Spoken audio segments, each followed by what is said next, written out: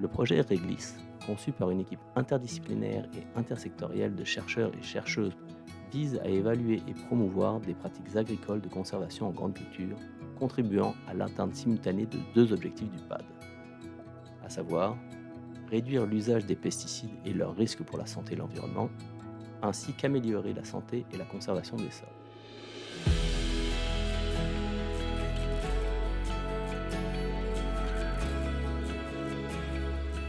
Donc, le Québec a adopté un plan pour une agriculture durable 2020-2030.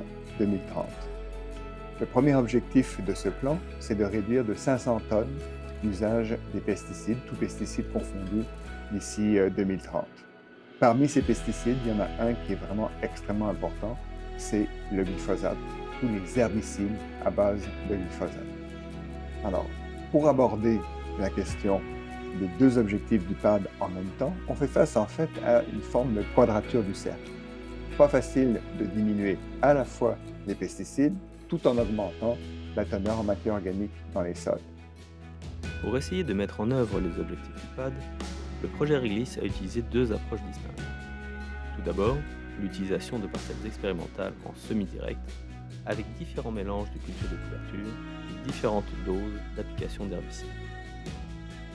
Mais également en travaillant directement avec des productrices et producteurs québécois, afin d'apprendre de leur expérience en champ, de leurs expériences des grandes cultures.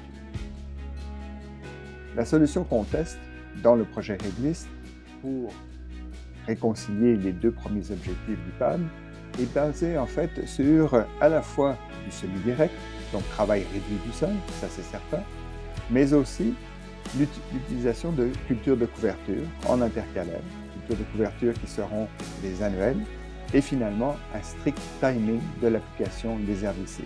Herbicides à base de glyphosate et le moins possible d'autres herbicides qui en fait ont des indices de risque pour la santé et l'environnement qui sont pires.